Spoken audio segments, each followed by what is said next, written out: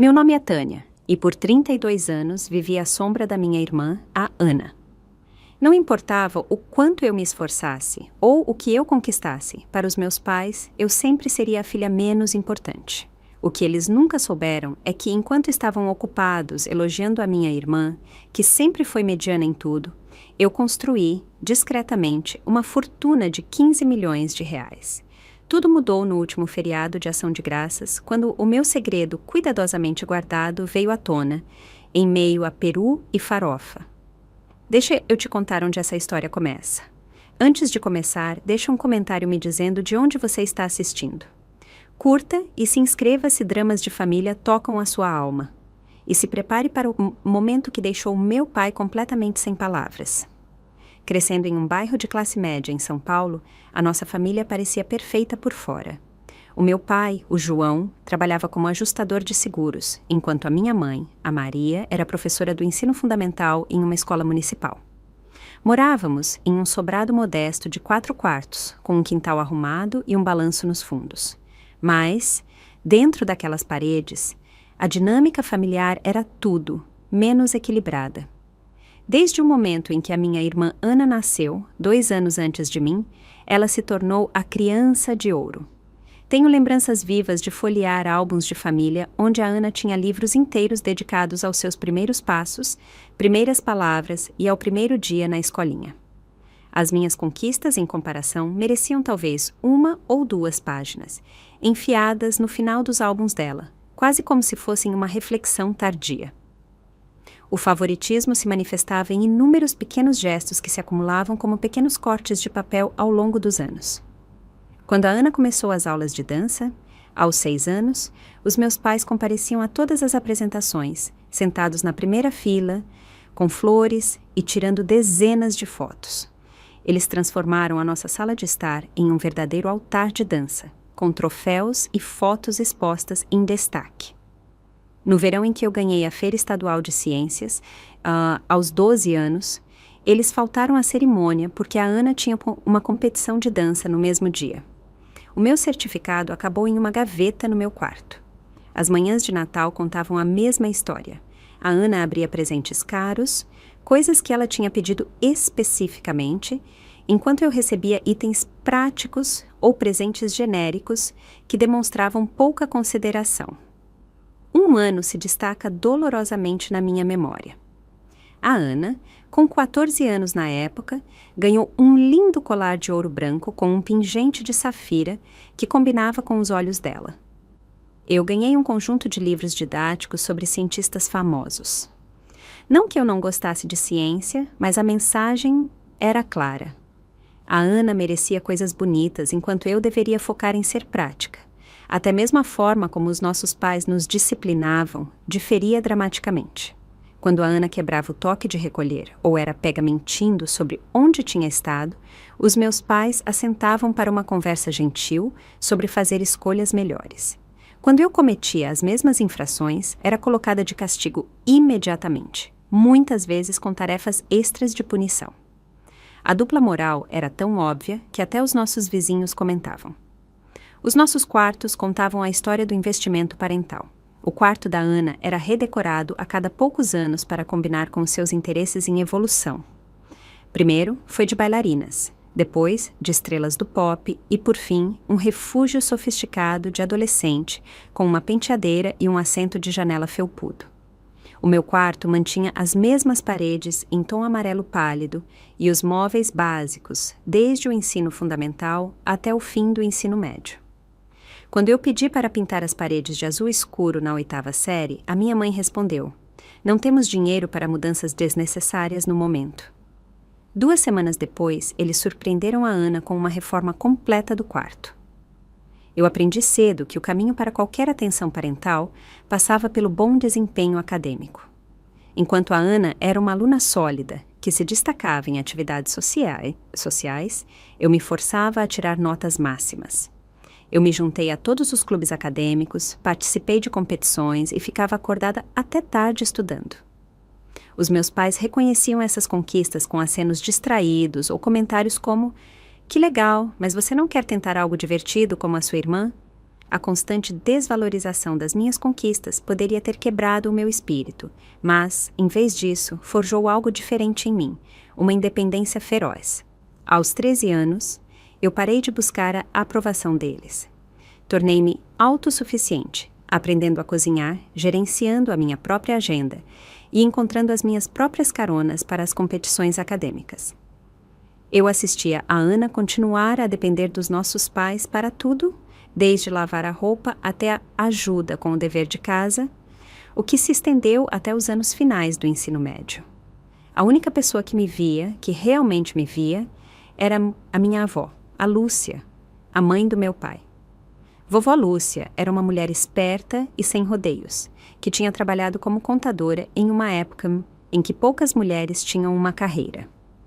Durante as minhas visitas semanais à casa dela, ela fazia perguntas detalhadas sobre os meus interesses acadêmicos e ouvia atentamente as minhas respostas. Eu tinha 15 anos quando a vovó Lúcia começou a me ensinar sobre dinheiro. Enquanto assávamos biscoitos na cozinha dela uma tarde, ela me perguntou se eu sabia o que era juros compostos. Quando eu balancei a cabeça negativamente, ela pegou um bloco de papel e me mostrou como o dinheiro podia crescer ao longo do tempo. Aquele dia mudou a minha vida.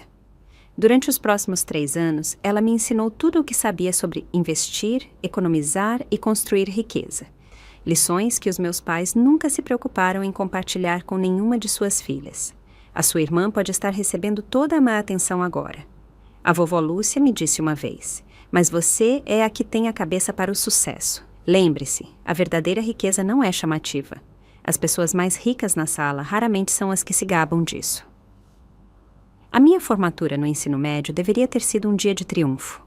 Eu era a oradora da turma, tinha conquistado uma bolsa de estudos integral para a Universidade Federal do Rio de Janeiro, UFRJ, e fui aceita no prestigioso programa de administração. Enquanto eu fazia o meu discurso no pódio, avistei a minha família na plateia. O meu pai estava filmando, mas eu descobri mais tarde que o vídeo era principalmente da Ana reagindo a vários momentos, em vez de ser de mim falando. Durante a minha festa de formatura, os meus pais passaram a maior parte do tempo contando aos parentes sobre a aceitação da Ana em uma faculdade particular, cara, apesar das suas notas medianas. As minhas conquistas foram mencionadas como um breve à parte. Foi bom que a Tânia tenha conseguido aquela bolsa, ela sempre foi tão prática. Naquela noite, eu fiz uma promessa a mim mesma. Um dia, eu construiria uma vida tão bem-sucedida que seria impossível de ser ignorada. Mas, no momento em que eu alcançasse isso, me perguntava se ainda desejaria o reconhecimento deles.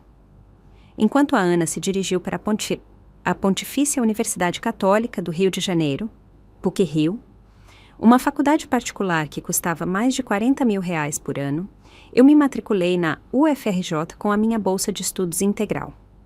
O contraste na forma como as nossas formações foram apoiadas não poderia ter sido mais gritante. Os meus pais ajudaram a Ana a mobiliar o quarto do dormitório com tudo novo, desde a roupa de cama coordenada até um frigobar e o notebook mais recente. Eles dirigiram por 5 horas para ajudá-la a se mudar, ficando o fim de semana para se certificar de que ela estava devidamente acomodada. Para a minha mudança para a faculdade, o meu pai me deixou com as minhas 2 malas e uma caixa de suprimentos de segunda mão, dizendo: "Bem, você sempre foi independente. Tenho certeza de que vai se virar. Ligue se precisar de alguma coisa mesmo." Ele estava de volta ao carro em 20 minutos, correndo para casa para ajudar a minha mãe a preparar uma cesta de presentes para a Ana, que estava na faculdade há apenas 2 semanas e já estava com saudades de casa. Quando eu ligava para casa naquele primeiro semestre, os meus pais sempre pareciam distraídos, ansiosos para me contar sobre a vida social da Ana e como ela estava se adaptando. Quando eu mencionei o meu desempenho perfeito após as provas, a minha mãe disse: "Que bom, querida. Eu te disse que a Ana foi convidada para fazer parte da melhor república do campus?" As disparidades financeiras se tornaram ainda mais aparentes à medida que a faculdade avançava. Os meus pais não contribuíram com nada para a minha educação, me lembrando que eu tinha uma bolsa sempre que o assunto dinheiro surgia. Enquanto isso, eles não apenas pagavam a mensalidade integral da Ana, mas também lhe davam uma mesada mensal para gastos pessoais. Eu trabalhava em 3 empregos para cobrir as minhas despesas de vida: turnos matinais na cafeteria do campus, horas nos fins de semana na biblioteca e aulas particulares para outros estudantes em economia e finanças. Apesar da minha agenda de trabalho lotada, eu mantive notas perfeitas e comecei a me destacar nas minhas aulas de administração. Durante o meu 2º ano, o professor Lamartine, que ensinava análise financeira, me pediu para ficar depois da aula um dia. Senhorita Guimarães, ele disse, encostado em sua mesa, eu ensino há 25 anos e raramente vejo o tipo de aptidão para o mercado financeiro que você possui. Você já pensou em onde quer levar esse talento? Essa conversa marcou um ponto de virada. O professor Lamartine se tornou o mentor que eu sempre precisei, me apresentando a contatos da indústria e me recomendando para estágios competitivos. No verão, após o meu 3º ano, eu consegui uma posição na Brasil Investimentos, trabalhando diretamente sob o comando do diretor de estratégia. Enquanto a Ana passava aquele verão viajando pela Europa com o dinheiro dos nossos pais, eu trabalhava 60 horas por semana, absorvendo tudo o que podia sobre estratégias de investimento e análise de mercado. Durante o meu último ano de faculdade, a vovó Lúcia faleceu inesperadamente devido a um derrame. A morte dela me devastou de uma forma que os meus pais não conseguiam entender. Enquanto eles a viam apenas como família, eu tinha perdido a minha apoiadora, a minha mentora e a única pessoa que sempre tinha acreditado plenamente no meu potencial. Um mês após o funeral, eu recebi uma carta do advogado da vovó Lúcia. Ela tinha me deixado 50 mil reais, todas as suas economias. Os meus pais ficaram chocados, pois esperavam que o patrimônio modesto dela fosse dividido igualmente entre todos os membros da família. Você deveria considerar compartilhar isso com a sua irmã, o meu pai sugeriu durante o jantar. A Ana está pensando em fazer uma pós-graduação e esse dinheiro poderia realmente ajudá-la. Eu olhei para ele, incrédula. A vovó Lúcia deixou esse dinheiro para a Ana? Perguntei. Não, mas a família deve se apoiar. A minha mãe interveio. A sua irmã tem sonhos caros e você sempre se virou muito bem sozinha. Pela primeira vez na minha vida, eu os recusei categoricamente. Esta é a minha herança, da única pessoa que apoiou os meus objetivos. Eu disse. Vou usar exatamente como ela teria querido que eu usasse. Eu investi cada centavo daquela herança, usando os princípios que a vovó Lúcia tinha me ensinado. Aquele se tornou o dinheiro semente para o que, eventualmente, se transformaria na minha fortuna. Após a formatura, eu aceitei uma posição na Gestão Capital, na divisão de mercados emergentes. O meu salário inicial era modesto para os padrões de São Paulo, mas a oportunidade de crescimento era substancial. Eu morava em um estúdio minúsculo com 3 colegas de quarto, não gastava nada com luxos e investia 50% de cada salário. Durante aqueles anos iniciais de carreira, eu desenvolvi a reputação de encontrar oportunidades de investimento que os outros perdiam. Enquanto os meus colegas se concentravam em mercados tradicionais, eu pesquisava tecnologias emergentes e empresas de energia sustentável antes que elas se tornassem setores de investimento populares. Aos 26 anos, eu tinha economizado o suficiente para correr um risco calculado. Saí da Gestão Capital e abri a minha própria firma de investimentos, a Estratégia Teo. O nome era intencionalmente neutro, para não anunciar que uma jovem mulher estava no comando. Eu me concentrei em um nicho específico, identificando empresas subvalorizadas com tecnologias inovadoras e forte liderança feminina. O meu primeiro grande avanço veio quando eu investi pesadamente em uma startup de biotecnologia liderada por uma mulher, que tinha desenvolvido uma ferramenta de diagnóstico revolucionária. Quando a empresa foi adquirida no ano seguinte, o meu investimento inicial se multiplicou em 10 vezes. Aos 27 anos, o meu patrimônio líquido tinha ultrapassado a marca de R$1 milhão, embora ninguém na minha família tivesse a menor ideia. Eu me mudei para um apartamento confortável, mas não extravagante, em São Paulo, e limitei o meu contato com a minha família a visitas de feriados e chamadas telefônicas ocasionais. Durante essas interações, os meus pais continuaram o seu padrão de vida. A Ana, que tinha trabalhado em vários empregos de marketing e ganhava um salário perfeitamente mediano, era elogiada sem parar por sua criatividade e contatos sociais. A minha carreira era mal reconhecida, e quando era, a minha mãe dizia coisas como: "Que bom que você encontrou um trabalho estável, embora pareça terrivelmente chato." Em reuniões de família, os parentes faziam perguntas detalhadas a Ana sobre a vida dela, enquanto eu recebia perguntas genéricas sobre se eu estava namorando alguém. Quando eu mencionava que a minha empresa estava indo bem, a conversa rapidamente voltava para Ana, que estava empolgada em planejar uma viagem para a Tailândia, que os nossos pais estavam parcialmente financiando, apesar de ela ter 30 anos na época. Eu parei de tentar compartilhar os meus sucessos. Em vez disso, criei uma versão fictícia da minha vida para consumo da família. Eu trabalhava em um emprego de finanças comum, com horário normal, e ganhava um salário regular. Era mais fácil do que explicar a verdade e ver os olhos deles vidrarem, ou pior, vê-los de repente desenvolverem um interesse na minha vida apenas por causa do dinheiro. Nos 5 anos seguintes, a estratégia Theobald cresceu de uma operação de uma única mulher para uma boutique de investimentos com 15 funcionários e mais de 200 milhões de reais sob gestão. A minha estratégia de investimento combinava análise cuidadosa com riscos calculados. Eu desenvolvi um algoritmo que identificava empresas com fundamentos sólidos, mas com preços de ações temporariamente deprimidos devido a reações exageradas do mercado. Um dos meus maiores sucessos veio de investir pesadamente em empresas de armazenamento de energia renovável, pouco antes de grandes mudanças políticas fazerem o setor explodir. Outra grande vitória resultou da identificação de um padrão na adoção de tecnologia pelo consumidor que me levou a investir em 3 empresas obscuras, que foram subsequentemente adquiridas por gigantes da tecnologia. Aos 30 anos, o meu patrimônio líquido pessoal tinha atingido a marca de 5 milhões de reais. Aos 32, esse número tinha triplicado para 15 milhões, me colocando firmemente no topo do 1% dos brasileiros da minha idade. Eu possuía um apartamento deslumbrante em São Paulo, com janelas do chão ao teto, com vista para o Parque Ibirapuera, passava férias em resorts exclusivos e podia pagar por qualquer coisa que eu quisesse.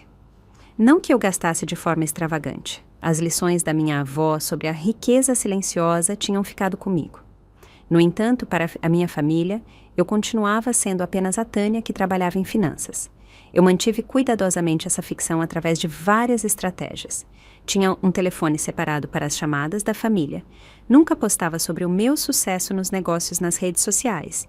E, ao visitar a casa dos meus pais, eu dirigia um carro alugado, um popular, em vez do meu carro de luxo.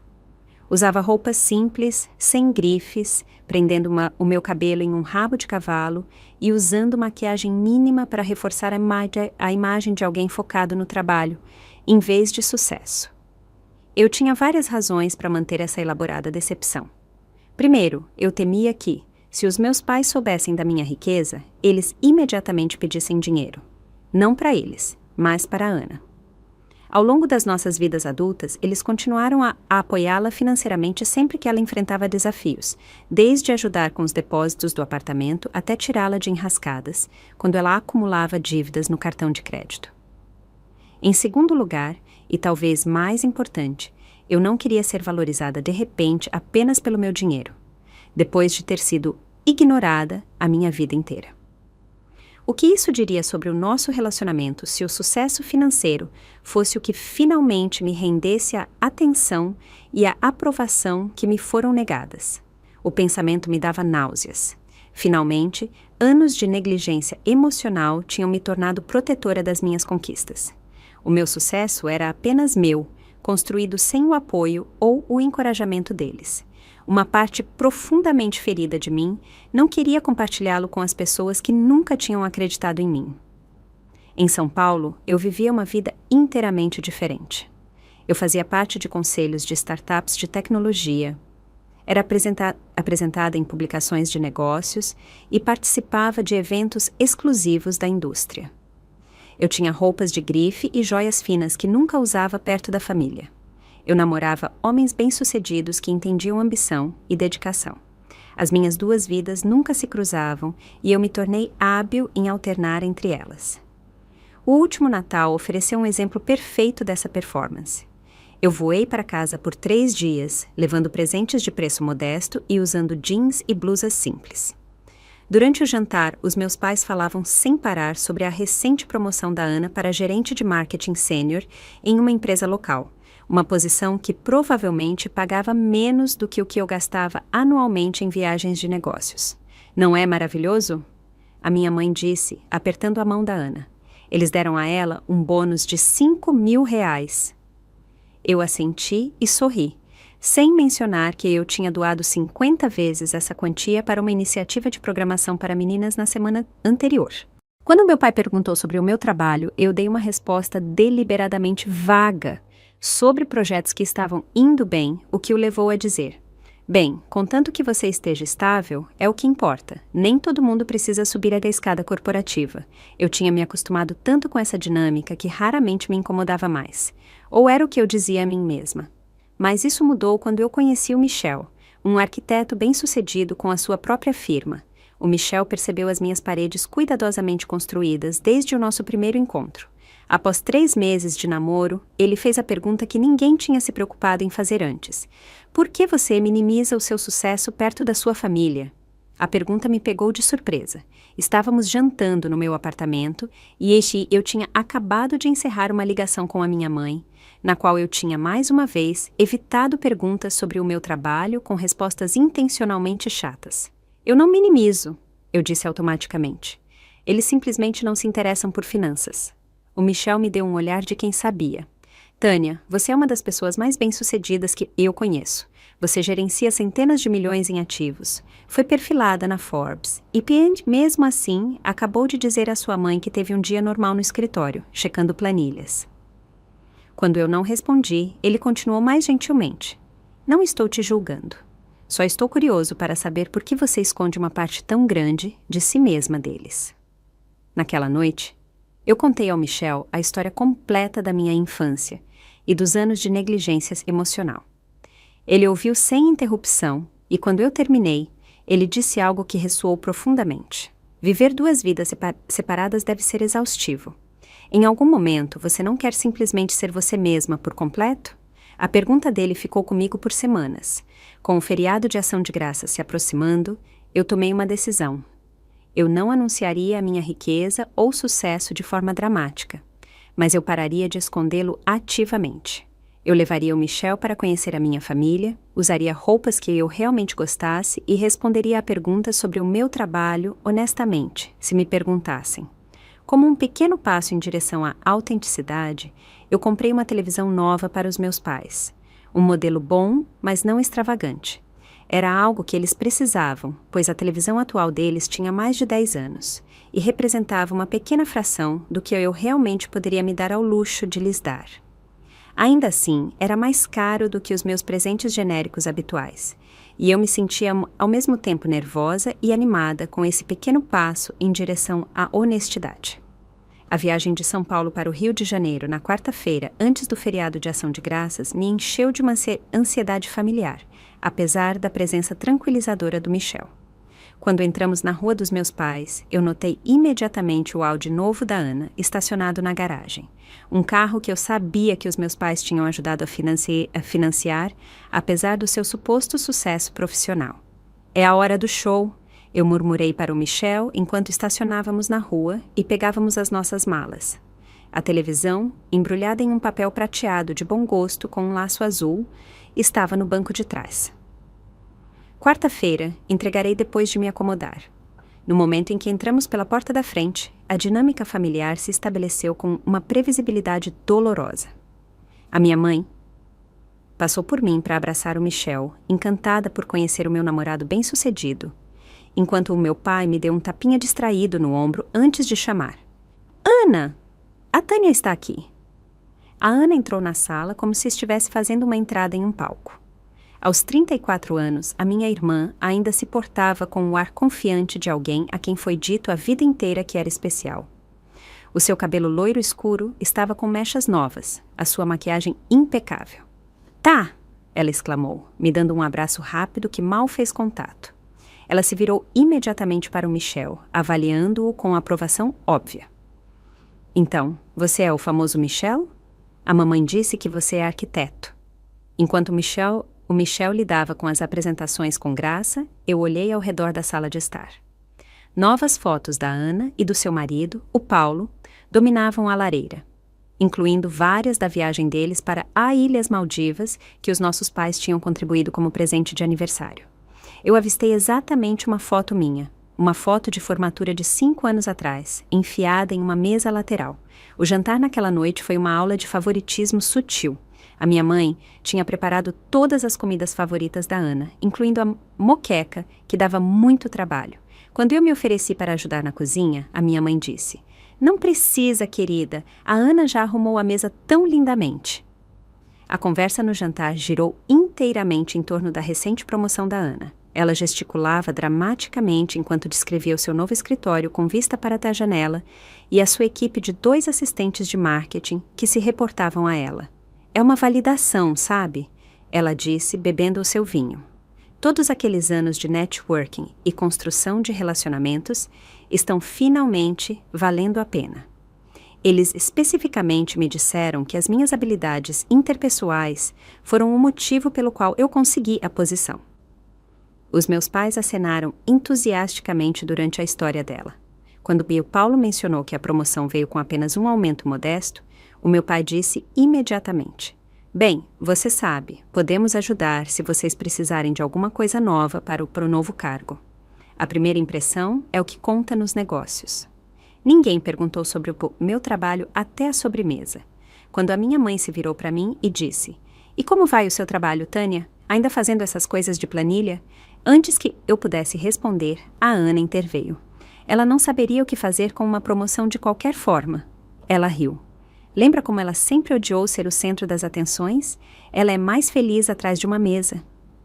Mais tarde, naquela noite, eu descobri que o Michel e eu tínhamos sido designados para o pequeno quarto de hóspedes, com o sofá-cama, enquanto a Ana e o Paulo ficaram com a suíte principal, com a cama de casal e o banheiro privativo. Quando eu mencionei isso para a minha mãe, ela pareceu genuinamente confusa com a minha objeção. "A Ana e o Paulo estão acostumados a um certo padrão de vida", ela explicou. "E você sabe que a sua irmã tem problemas nas costas. Além disso, você sempre foi menos exigente com acomodações." Naquela noite, enquanto o Michel e eu tentávamos nos ajeitar no sofá-cama antigo, ele sussurrou: "Eles são sempre assim? Na verdade, eles estão se comportando melhor porque você está aqui." Eu respondi, apenas meio brincando. Na manhã seguinte, no feriado de Ação de Graças, eu ouvi uma conversa que confirmou que nada tinha mudado, apesar do meu sucesso adulto. Eu estava descendo o corredor quando ouvi o meu nome ser mencionado na cozinha. Parei, logo fora de vista. Eu simplesmente não entendo por que a Tânia não progrediu mais na carreira. A minha mãe estava dizendo. Ela sempre foi tão boa em matemática e nessas coisas analíticas. Algumas pessoas simplesmente não têm ambição. O meu pai respondeu. Ela sempre se contentou com menos, diferente da Ana, que está sempre buscando mais. Eu ouvi a Ana suspirar dramaticamente.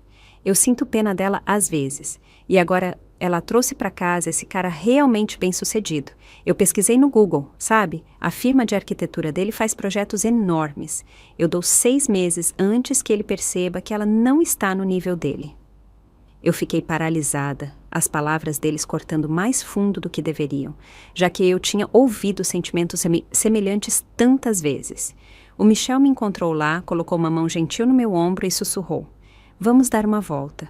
Lá fora, no ar fresco de novembro, eu finalmente deixei as lágrimas caírem.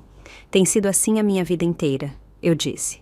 "Nada do que eu faço é o suficiente. E agora eles estão com pena de mim porque pensam que você é muito bem-sucedido para mim." O Michel parou de andar e se virou para mim. "Sabe o que eu acho? Eu acho que é hora de eles saberem exatamente quem você é de verdade." Mais tarde, naquela mesma tarde, enquanto ajudava a minha mãe a preparar o jantar de Ação de Graças, eu recebi uma ligação de negócios que eu não podia evitar. Um dos nossos principais investimentos estava sendo finalizado e a minha contribuição era necessária. Eu saí para o quintal para ter privacidade, falando com confiança sobre cifras de milhões de reais e ajustes de estratégia. Eu não percebi que a Ana tinha me seguido para fora até que eu encerrei a chamada e me virei, encontrando-a parada perto da porta dos fundos. A expressão dela era de suspeita. Quem era? Ela perguntou. Pareceu bem intenso para alguém que só faz entrada de dados ou o que quer que seja. Só coisas de trabalho, eu disse, tentando passar por ela para entrar na casa. Ela bloqueou o meu caminho. Desde quando analistas de dados falam sobre carteiras de investimento e retornos de 7 dígitos? Qual é o seu trabalho de verdade? Antes que eu pudesse formular uma resposta, a minha mãe nos chamou para dentro, para ajudar a arrumar a mesa. A Ana me deu um olhar longo e calculista antes de se virar. Mas eu sabia que a conversa não tinha terminado. A minha narrativa, cuidadosamente construída, estava começando a desmoronar, e eu me sentia ao mesmo tempo aterrorizada e estranhamente aliviada. O último fio se rompeu quando o Michel, conversando casualmente com o Paulo, mencionou a nossa próxima viagem a Tóquio. A Tânia tem um novo cliente lá, ele explicou. Mas vamos estender a viagem para explorar a cidade. Eu nunca fui, mas a Tânia vai algumas vezes por ano a trabalho.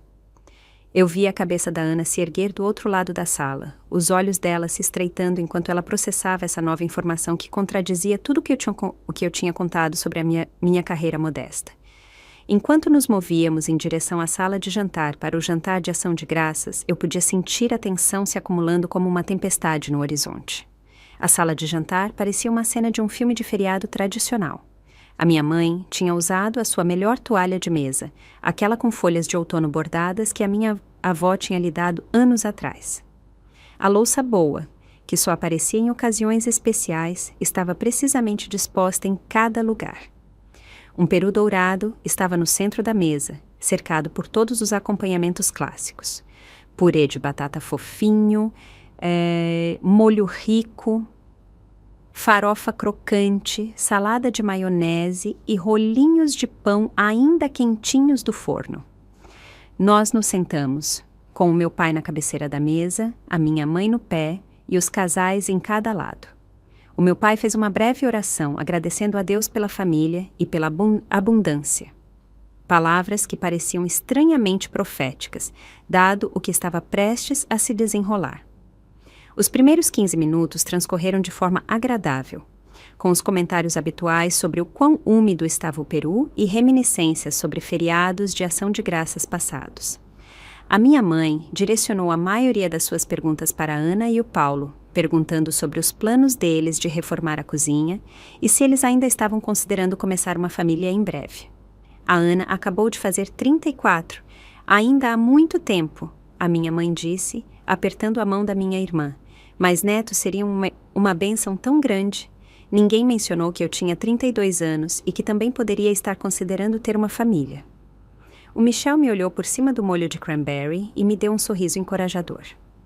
À medida que a fome inicial foi satisfeita e os pratos estavam sendo reabastecidos, o meu pai se virou para o Michel com interesse genuíno. Então, nos conte mais sobre essa sua firma de arquitetura. O seu site parece impressionante. Que tipo de projetos você costuma fazer? Enquanto o Michel descrevia a recente reforma de um museu que a sua firma tinha concluído, eu saí discretamente para pegar a televisão embrulhada no carro. Ao voltar para a sala de jantar, coloquei o pacote grande contra a parede e voltei para a mesa. O que é isso? A minha mãe perguntou, notando o presente. Só uma lembrancinha para você e para o pai.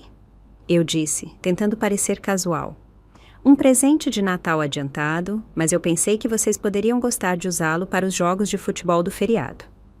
Quando o jantar terminou, eu levei o pacote para os meus pais. Eles pareciam surpresos, já que os meus presentes eram tipicamente pequenos e práticos. Livros ou utensílios de cozinha que custavam menos de R$50.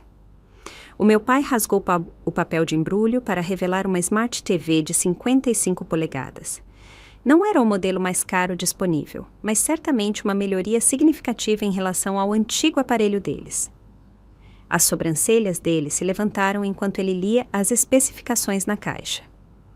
Tânia, isso é demais, a minha mãe disse, parecendo confusa. Isso deve ter custado uma fortuna. Estava em promoção. Eu menti instintivamente e depois me corrigi. Na verdade, não estava. eu só queria dar algo legal a vocês. Como você pode pagar por algo assim?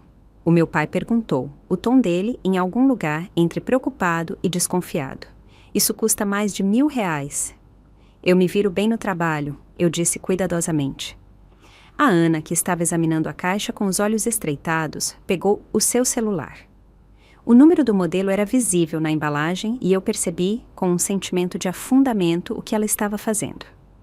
R$1.500, ela anunciou depois de uma busca rápida. Tânia, isso é mais do que o aluguel de um mês para algumas pessoas. Desde quando você pode pagar por presentes assim com um salário de analista de nível médio? Eu senti a mão do Michel no meu joelho debaixo da mesa, uma demonstração silenciosa de apoio. Respirando fundo, eu decidi me aventurar na verdade, testando as águas. Eu, na verdade, tenho me saído muito bem no trabalho. Eu comecei. A minha empresa se expandiu significativamente nos últimos anos e agora estou em uma posição de liderança. Liderança? A Ana bufou. No último Natal, você nos disse que ainda estava fazendo o mesmo trabalho com o qual começou.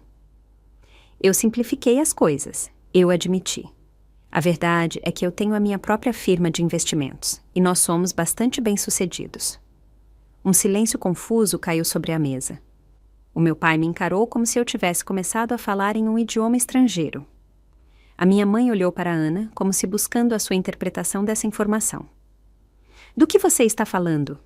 A Ana exigiu. Você nunca mencionou ter uma empresa. Enquanto essa conversa desconfortável se desenrolava, os polegares da Ana estavam ocupados em seu celular. Eu percebi que ela estava me procurando no Google. E, ao contrário dos anos anteriores, eu não tinha feito nenhum esforço para pedir a publicações profissionais que usassem o meu nome do meio ou evitassem fotografias em perfis recentes. A cor escoou do rosto da Ana enquanto ela olhava para a sua tela.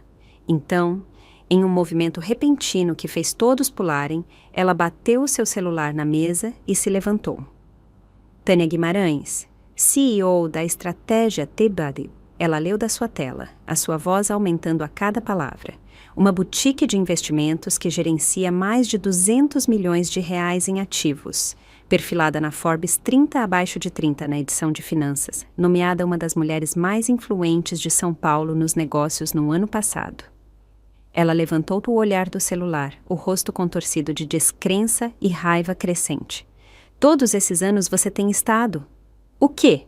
Secretamente rica, enquanto nós estávamos lutando para pagar as prestações da casa e eu tive que implorar à mamãe e ao papai para ajudar com o financiamento do carro, eu permaneci calma, embora o meu coração estivesse batendo forte. Não é exatamente um segredo, eu só não discuti isso com a família. Não discutiu? A Ana quase gritou agora. Você nos deixou pensar que era uma funcionária de escritório comum, enquanto você vale, meu Deus. Ela olhou de volta para o celular e os olhos dela se arregalaram ainda mais. R$15 milhões? A sala de jantar ficou completamente silenciosa. O meu pai ficou paralisado, o garfo suspenso a meio caminho da boca, completamente sem palavras.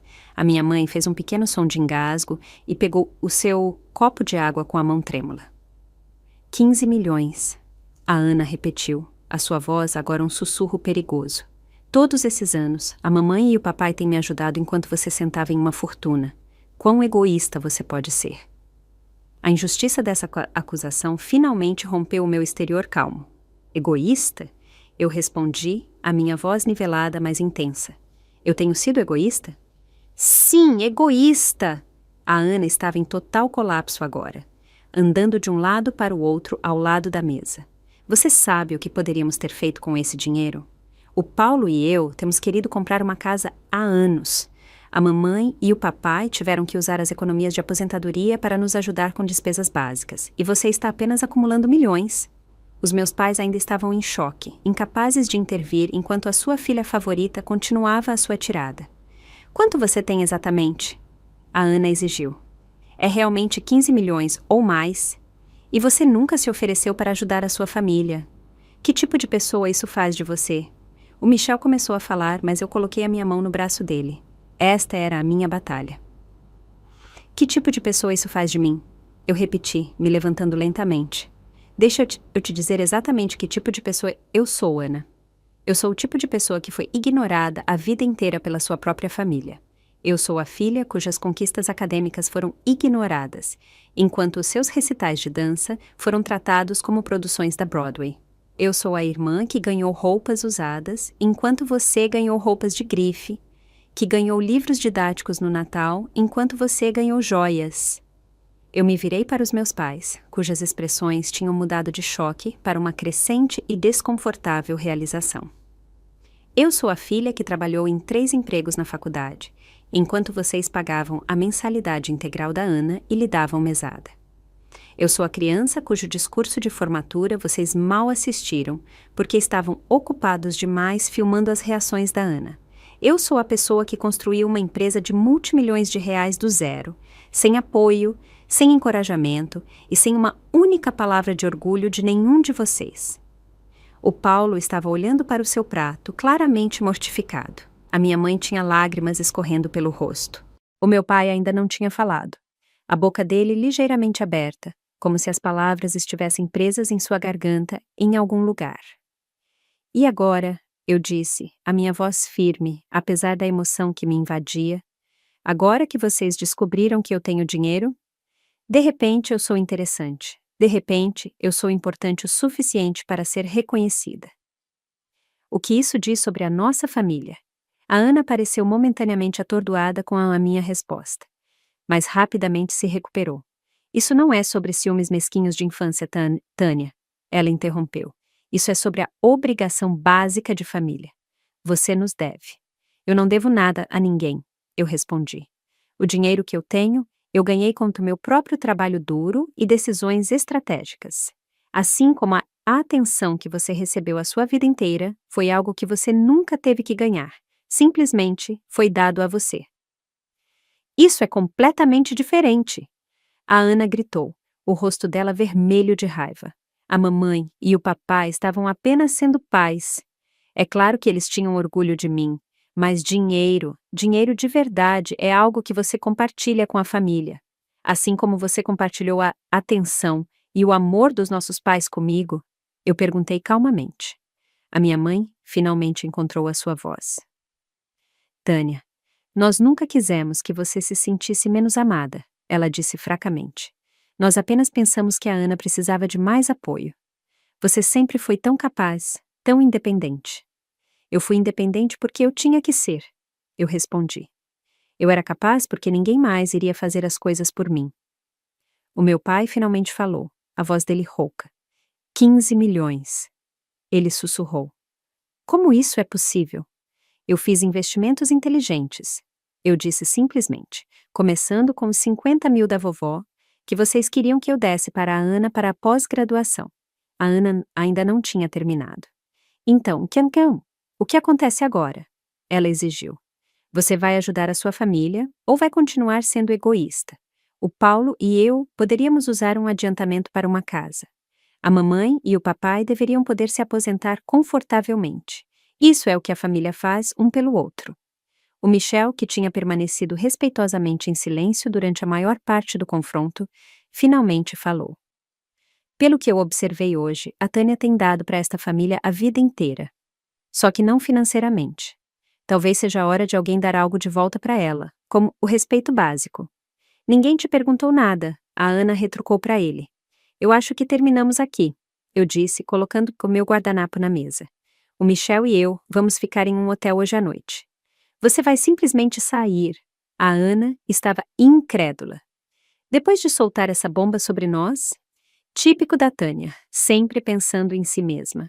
Enquanto eu pegava essa minha bolsa e o meu casaco, eu me virei para dar uma última olhada na minha família. O meu pai ainda parecia incapaz de formar frases completas. A minha mãe estava chorando silenciosamente. O Paulo parecia querer desaparecer debaixo da mesa. E a Ana estava com os punhos cerrados. Anos de privilégio se chocando contra a percepção repentina de que a sua irmã, que tinha sido ignorada, a tinha superado na forma mais tangível de sucesso que a sociedade mede. O jantar de ação de graças tinha acabado, o peru estava pela metade, a torta de abóbora intocada. Enquanto o Michel e eu caminhávamos para a porta, eu ouvi a Ana me chamar. Esta conversa não terminou, Tânia. Você não pode simplesmente esconder o seu dinheiro da sua família e fingir que está tudo bem. Mas eu já estava saindo para o ar fresco de novembro, me sentindo mais leve do que me sentia há anos. O quarto do hotel me pareceu um santuário depois do jantar explosivo. O Michel pediu serviço de quarto enquanto eu me sentava na beira da cama, alternando entre ataques de riso aliviado e momentos de descrença silenciosa. Não posso acreditar que isso acabou de acontecer, eu disse pela 10ª vez. Você viu o rosto do meu pai? Eu nunca, em 32 anos, o vi sem palavras. O Michel se sentou ao meu lado, me entregando um copo de vinho da bandeja do serviço de quarto. Você foi magnífica, ele disse. Completamente digna, enquanto a sua irmã teve um acesso de raiva por causa de um dinheiro que não é dela. As consequências começaram quase imediatamente. O meu celular vibrava com mensagens de texto e ligações, primeiro da Ana, depois da minha mãe, até mesmo do Paulo. Eu o silenciei e o coloquei virado para baixo na mesa de cabeceira. Eles vão ter que esperar até amanhã, eu disse. Estou exausta emocionalmente. Naquela noite, aninhada no peito do Michel na cama do hotel, eu experimentei uma mistura estranha de emoções. Havia tristeza pelo relacionamento familiar que eu nunca tive de verdade, raiva pelos anos de desconsideração, mas predominantemente um senso avassalador de libertação. O segredo que eu carregava por tanto tempo finalmente estava revelado, e embora a revelação tivesse sido caótica, havia liberdade em não ter mais que me esconder. Amanhã trouxe uma enxurrada de notificações. A Ana tinha enviado 17 mensagens de texto durante a noite, uma montanha-russa de emoções que variavam de furiosas. Como você ousa ir embora assim? Arrependidas. Me desculpa por ter gritado, mas você tem que entender o quão chocante isso foi. De egoístas, precisamos conversar sobre como o seu dinheiro pode ajudar a família. E de volta a raivosas. O seu silêncio é tão imaturo e egoísta. A minha mãe tinha ligado 4 vezes e deixado mensagens de voz chorosas, pedindo para que eu voltasse para casa para que pudéssemos resolver as coisas. O Paulo tinha enviado uma única e estranha mensagem de texto, pedindo desculpas pelo desastre do jantar e afirmando que ele não tinha tido nenhuma participação nas expectativas da Ana. O meu pai não tinha ligado nem enviado mensagem de texto. Eu estava no chuveiro quando bateram na porta do quarto do hotel. O Michel atendeu para encontrar o meu pai parado no corredor, ainda usando as roupas de ontem, o rosto abatido pelo que parecia ter sido uma noite sem dormir. Eu preciso falar com a minha filha, ele disse. Eu saí do banheiro, enrolada em um roupão do hotel, o meu cabelo molhado pingando nos meus ombros. Pai, eu disse, surpresa por vê-lo ali. Como você nos encontrou? Só tem 3 hotéis na cidade, ele respondeu. Esta foi a minha segunda parada. O hotel aqui perto manda lembranças. A tentativa de humor não funcionou na atmosfera tensa. O Michel se desculpou para pegar café no saguão, nos dando privacidade. O meu pai se sentou pesadamente na cadeira da escrivaninha, enquanto eu me equilibrei na beira da cama. Por quase 1 minuto inteiro, ele não disse nada, apenas olhou para suas mãos. 15 milhões de reais, ele finalmente disse, balançando a cabeça. Eu ainda não consigo assimilar isso. Não é sobre o dinheiro, pai, eu disse calmamente. Ele levantou o olhar, os olhos vermelhos e cansados. Eu sei, ele respondeu, me surpreendendo. É sobre como nós tratamos você, como sempre tratamos você. O reconhecimento simples me pegou de surpresa. Eu esperava defensividade, justificativas, talvez até raiva por eu ter escondido o meu sucesso. A admissão quase me fez chorar. Eu não fui um bom pai para você. Ele continuou, a voz dele rouca de emoção. Eu disse a mim mesmo que a Ana precisava de mais atenção, mais apoio, mais de tudo. Ela sempre foi tão dramática, tão exigente. Você era quieta, capaz, inteligente. Eu pensei que isso significava que você precisava de menos de nós, mas isso não foi justo com você. Não, não foi, eu concordei, não querendo suavizar a verdade para fazê-lo se sentir melhor. A sua mãe e eu, nós caímos em um padrão logo cedo. A Ana chorava e fazia birra se ela não conseguisse o que queria. Você simplesmente se adaptava e encontrava outra maneira. Nós pegamos o caminho de menor resistência. E você sofreu por isso. Ele passou a mão pelo rosto. Quando você tinha 10 anos, você ganhou aquela competição de ciências na escola. Você se lembra? Você construiu aquele modelo do sistema solar que se movia de verdade. Eu fiquei tão orgulhoso, mas nunca te disse. Nós tivemos que ir embora cedo porque a Ana estava entediada e fazendo uma cena. Eu me lembrei. Eu tinha passado semanas naquele projeto, calculando cuidadosamente as distâncias relativas e os tamanhos dos planetas, construindo um motor a partir de um kit para fazê-los girar. Eu ganhei o primeiro lugar, mas a minha família já tinha ido embora quando o meu nome foi chamado. Houve milhares de momentos assim, eu disse. Milhares de vezes em que as minhas conquistas foram ignoradas enquanto a mediocridade da Ana era celebrada. Ele estremeceu, mas não argumentou. Você está certa. E agora você se tornou mais bem-sucedida do que poderíamos ter imaginado e nós perdemos isso. Nós perdemos toda a sua jornada. Teria importado se eu não fosse bem-sucedida? Eu perguntei. Se eu fosse apenas uma analista comum, ganhando uma vida decente, estaríamos tendo essa conversa? Ou a Ana ainda seria o centro do universo familiar?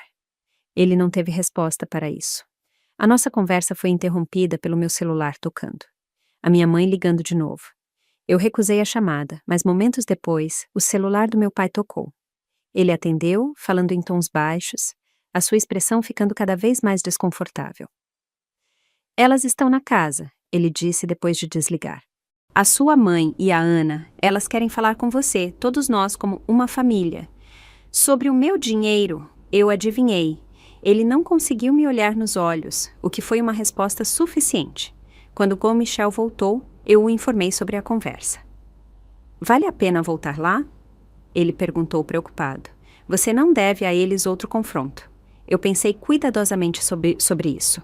Uma parte de mim queria fazer o check-out do hotel e dirigir direto de volta para São Paulo, deixando a bagunça para trás. Mas outra parte, a parte que tinha passado a vida inteira buscando o reconhecimento da minha família, queria uma solução. Eu acho que eu preciso terminar isso, eu disse. Estabelecer limites de uma vez por todas. De volta à casa dos meus pais, eu encontrei a minha mãe e a Ana esperando na sala de estar.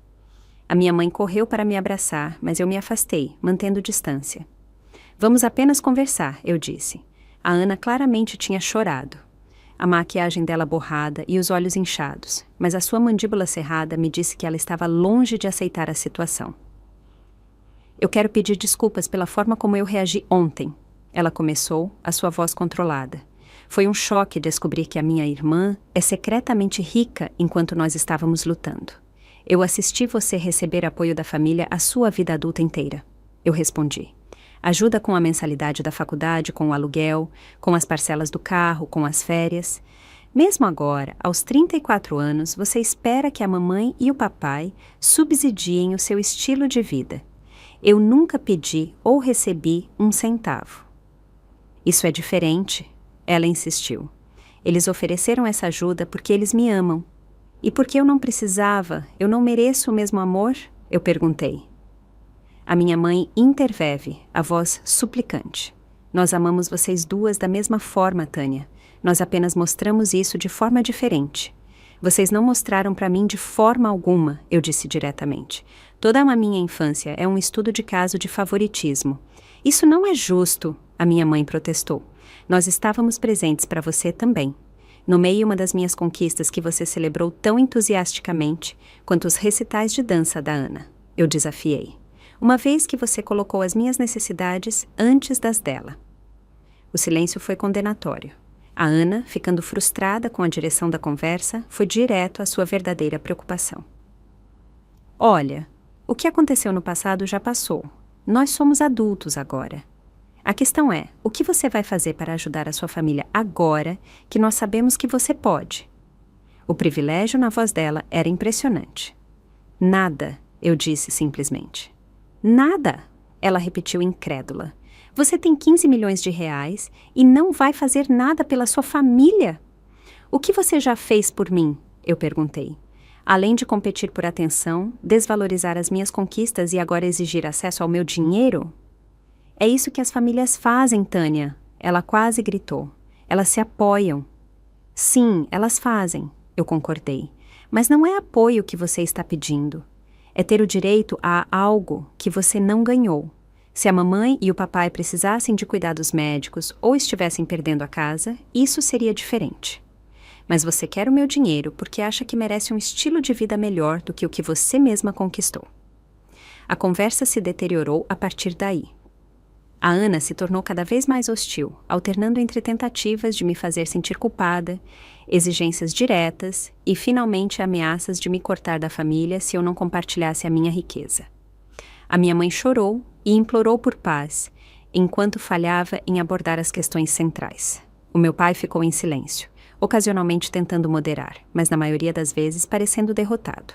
Após 1 hora de argumentos circulares que não resolveram nada, o Michel e eu pegamos os nossos pertences e nos preparamos para ir embora. Enquanto caminhávamos para a porta, o meu pai nos seguiu para fora, até o carro.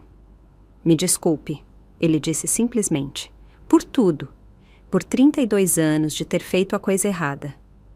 Eu assenti, incapaz de formular uma resposta que abrangesse a complexidade dos meus sentimentos. Nós dirigimos de volta para São Paulo naquela tarde, 3 dias antes do planejado. Durante a longa viagem, o Michel e eu conversamos sobre tudo o que tinha acontecido. Você lidou com isso com uma graça incrível, ele disse enquanto cruzávamos a linha do estado para São Paulo. A maioria das pessoas teria cedido à pressão ou queimado completamente as pontes. Eu não sei se as pontes não estão queimadas de qualquer forma. Eu suspirei. Não consigo imaginar que o feriado de Ação de Graças estará no calendário no próximo ano. Talvez isso não seja uma coisa ruim, ele sugeriu gentilmente. A família deve te levantar, não te derrubar.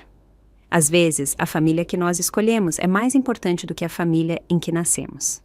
A semana após o feriado de Ação de Graças trouxe as consequências. Os meus pais ligavam diariamente, a abordagem deles evoluindo de defender a Ana para lentamente reconhecer o seu papel na criação da dinâmica familiar. O meu pai, especialmente, parecia estar genuinamente refletindo sobre o seu comportamento. Eu acho que eu nunca te vi de verdade, ele disse durante uma ligação. Eu estava tão ocupado gerenciando as necessidades da Ana, que perdi quem você realmente era. Eu tenho orgulho de você, Tânia. Não por causa do dinheiro, mas porque você construiu algo notável, apesar de ter pais que falharam com você. A minha mãe teve mais dificuldade em aceitar a responsabilidade, muitas vezes voltando a "mas nós amávamos vocês duas", ou "a Ana só precisava de mais atenção". Ainda assim, eu podia sentir uma mudança gradual na perspectiva dela, pequenas rachaduras na narrativa que ela tinha mantido por décadas. A Ana adotou uma abordagem diferente. Depois de vários dias de mensagens raivosas que eu não respondi, ela começou a entrar em contato com a família estendida, compartilhando uma versão distorcida dos eventos que me retratava como uma irmã gananciosa e egoísta que se recusava a ajudar a família em necessidade. Primos e tias com quem eu mal falava começaram a enviar mensagens expressando decepção com o meu materialismo. Eu nunca te pedi dinheiro antes, escreveu a minha prima Stephanie, a quem eu não via há 5 anos. Mas o meu filho realmente quer ir para o acampamento de futebol neste verão. E já que você é obviamente cheia da grana... Eu apaguei as mensagens sem responder. As pessoas que realmente me conheciam entendiam a situação. As que só entraram em contato quando o dinheiro estava envolvido confirmaram exatamente por que eu tinha mantido o meu sucesso em segredo por tanto tempo. 6 meses após o colapso do feriado de Ação de Graças, a primavera trouxe um novo crescimento, tanto no mundo natural quanto na minha vida pessoal. O período imediato de consequências tinha sido doloroso, mas a honestidade forçada tinha, em última análise, criado espaço para a cura, mesmo que essa cura parecesse diferente do que eu poderia ter esperado. Eu comecei a me consultar com a doutora Elza Rodrigues, uma terapeuta especializada em trauma familiar, que me ajudou a processar as emoções complexas em torno da minha infância e do confronto recente. O seu sucesso desencadeou um sistema familiar que foi construído em papéis específicos. Ela explicou durante uma sessão. Você foi designada para o papel de criança autossuficiente e ignorada. A Ana era a criança carente e celebrada. Os seus pais eram os provedores que focavam os seus recursos onde eles percebiam a maior necessidade. Quando você revelou o seu sucesso, você quebrou esses papéis e todo o sistema familiar foi desestabilizado. Através da terapia, eu cheguei a entender que, embora eu não pudesse mudar o meu passado ou o comportamento da minha família, eu poderia estabelecer limites claros para o futuro. Eu redigi um e-mail para toda a minha família, delineando esses limites. Eu não discutiria as minhas finanças, eu não forneceria fundos para o estilo de vida da Ana, e eu só participaria de reuniões de família onde as minhas conquistas e a minha pessoa fossem respeitadas igualmente às da minha irmã. A resposta a esses limites variou dramaticamente. A Ana basicamente cortou o contato, enviando uma última mensagem ofensiva, me acusando de destruir a família com o meu egoísmo. Eu bloqueei o número dela no mesmo dia, uma decisão que trouxe alívio imediato. O meu relacionamento com os meus pais evoluiu para algo mais limitado, mas também mais honesto. Nós falávamos ao telefone a cada poucas semanas, evitando cuidadosamente tópicos que pudessem desencadear padrões antigos. O meu pai fez esforços genuínos para mostrar interesse na minha vida e no meu trabalho, fazendo perguntas ponderadas sobre a minha empresa e reconhecendo a minha experiência. Eu realmente não entendi o que você estava construindo. Ele me disse durante uma ligação. Eu apenas presumi que quando você disse finanças, você queria dizer alguma posição de nível de entrada, mexendo com papéis. Eu sinto muito por nunca ter pedido detalhes. A minha mãe teve mais dificuldade com o ajuste. Ela continuava a mencionar a Ana, frequentemente lamentando a ruptura entre as irmãs e ocasionalmente sugerindo que um presente financeiro meu poderia ajudar a curar o relacionamento. Mãe, eu disse com firmeza durante uma dessas conversas. O meu relacionamento com a Ana estava quebrado muito antes do dinheiro entrar em cena. Eu não vou usar os meus recursos para comprar uma irmandade falsa. Após cuidadosa consideração, eu tomei uma decisão financeira em relação à minha família. Eu estabeleci um fundo de educação para os filhos da Ana, o meu sobrinho e a minha sobrinha, que cobriria as despesas da faculdade deles quando eles atingissem a maioridade. O fundo foi estruturado para que o dinheiro só pudesse ser usado para educação, sem a possibilidade de a Ana acessá-lo para outros fins. Quando eu contei aos meus pais sobre o fundo, o meu pai expressou gratidão genuína. Isso é incrivelmente generoso, Tânia, especialmente por tudo com o que aconteceu, ele disse. Eu amo essas crianças. Eu respondi simplesmente. O futuro delas não deve ser limitado por conflitos de adultos. O meu relacionamento com o Michel se aprofundou ao longo desse período de turbulência familiar. Ele tinha me visto no meu momento mais vulnerável e mais poderoso, testemunhando tanto as feridas da minha infância quanto a força que eu tinha desenvolvido em resposta a elas. 6 meses após o feriado de Ação de Graças, ele me pediu em casamento durante uma viagem de fim de semana para o interior de Minas Gerais, me apresentando um anel de esmeralda vintage que não poderia ter sido mais perfeito se eu mesma o tivesse desenhado. Você acha que um dia teremos filhos? Ele perguntou enquanto estávamos deitados na cama naquela noite, a minha cabeça no peito dele, o novo anel captando a luz da lua que entrava pela janela. Eu acho que sim, eu respondi, surpresa com o quanto eu queria aquele futuro com ele. Mas nós faremos melhor do que os meus pais fizeram. Nós amaremos cada criança por exatamente quem ela é, não por quem precisa mais de nós. Em muitos aspectos, a cura mais profunda veio através da construção do que o Michel tinha chamado de a minha família escolhida. Os meus amigos próximos, principalmente aqueles que sabiam sobre o meu sucesso o tempo todo, forneceram o apoio incondicional que eu nunca encontrei em casa. Nós celebramos feriados juntos, criamos novas tradições e construímos conexões baseadas em respeito mútuo, em vez de obrigação ou história. Talvez o desenvolvimento mais inesperado tenha sido a minha mudança de relacionamento com o dinheiro em si. Por anos, a minha riqueza tinha sido uma fonte secreta de validação, uma prova concreta de que eu tinha tido sucesso, apesar da falta de fé da minha família em mim. Após o confronto, eu comecei a vê-la de forma diferente. Não como um placar, mas simplesmente como uma ferramenta que proporcionava segurança e opções. Eu aumentei a minha filantropia, focando particularmente em organizações que apoiavam jovens mulheres em finanças e tecnologia. Eu orientei aspirantes a empreendedoras, compartilhando tanto conhecimento quanto, em alguns casos, dinheiro semente para empreendimentos promissores. A alegria que eu encontrei em ajudar os outros a construírem os seus sonhos superou em muito a satisfação vazia de acumular riqueza em segredo. No momento em que o próximo feriado de Ação de Graças se aproximava, eu tinha aprendido várias lições profundas com a experiência. Primeiro, a honestidade, embora às vezes dolorosa, é, em última análise, menos exaustiva do que a pretensão. Viver uma vida dupla tinha consumido uma enorme energia emocional que eu agora podia direcionar para atividades mais gratificantes. Segundo, o dinheiro não cria falhas de caráter. Ele as revela.